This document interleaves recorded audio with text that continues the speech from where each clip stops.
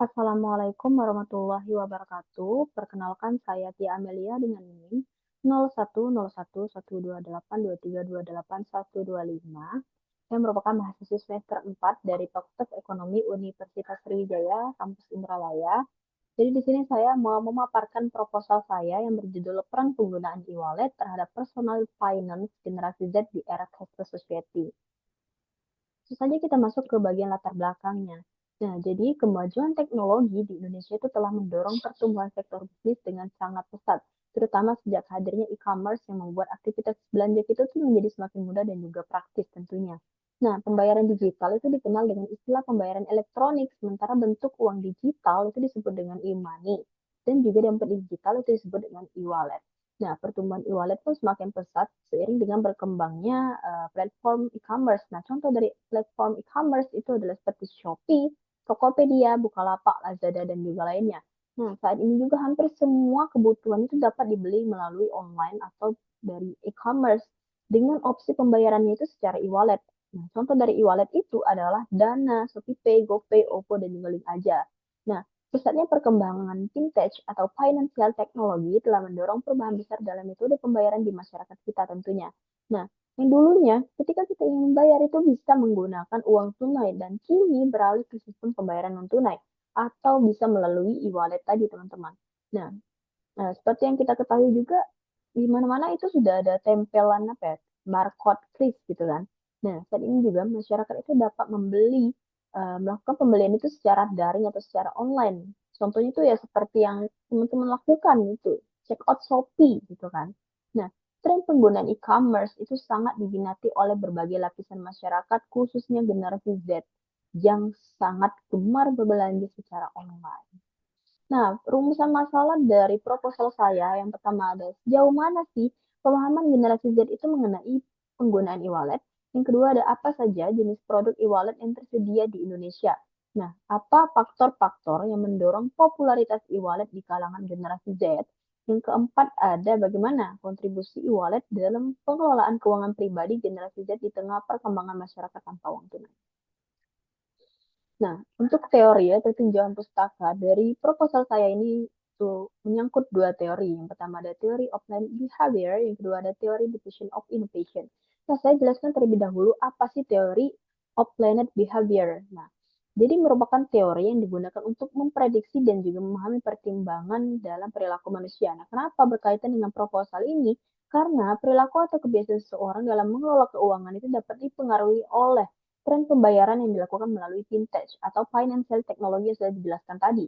Nah, salah satu contoh dari theory of planet behavior ini adalah personal finance yang sudah saya jelaskan, sudah saya jabarkan, sudah saya tuliskan di makalah saya. Yang kedua adalah teori diffusion of innovation.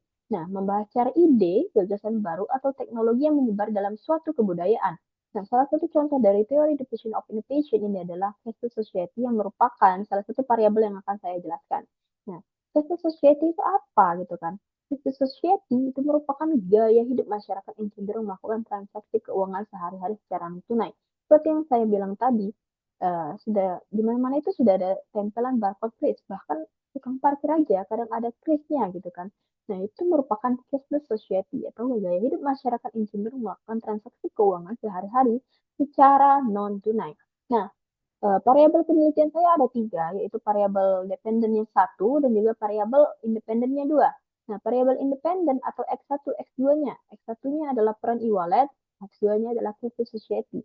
Nah, sedangkan variabel dependennya atau Y itu adalah personal finance. Nah, berikut adalah kerangka konseptual dan juga hipotesis saya. Nah, kerangka konseptualnya begini.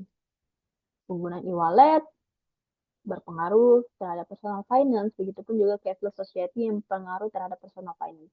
Nah, untuk hipotesisnya, jadi H1, penggunaan e-wallet ini berpengaruh signifikan terhadap personal finance. Yang kedua adalah cashless society atau H2-nya. Kesadaran terhadap cashless society itu memperkuat pengaruh penggunaan e-wallet ini tadi terhadap pengelolaan keuangan pribadi generasi Z. Nah, tentu dari generasi Z itu ya, itu mahasiswa mahasiswa seperti kita, teman-teman.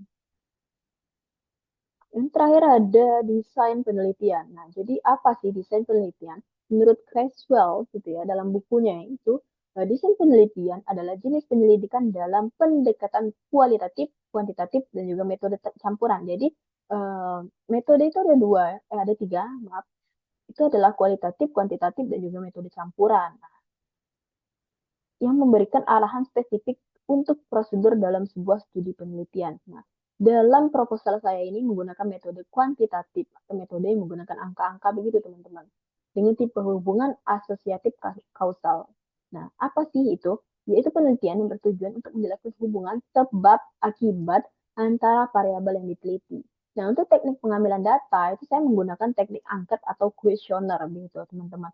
Untuk kriterianya itu mahasiswa aktif Universitas Sriwijaya yang menggunakan e-wallet gitu kan. Karena kita belum mengetahui nih seberapa banyak mahasiswa aktif Universitas Sriwijaya yang menggunakan e-wallet dalam kegiatannya sehari-hari, maka dari itu saya itu menggunakan metode teknik sampling ya untuk sampelnya, pengambilan sampelnya itu karena jumlah mahasiswa masing-masing setiap fakultas itu kan berbeda-beda ya.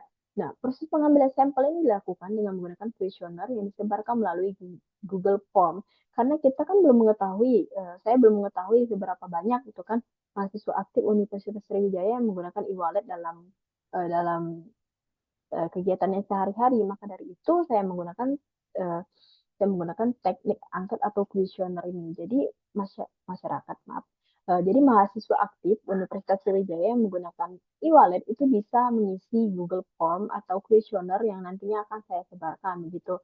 Untuk yang tidak menggunakan e-wallet itu boleh tidak mengisi gitu kan karena yang saya butuhkan adalah mahasiswa aktif Universitas Sriwijaya yang menggunakan e-wallet gitu teman-teman.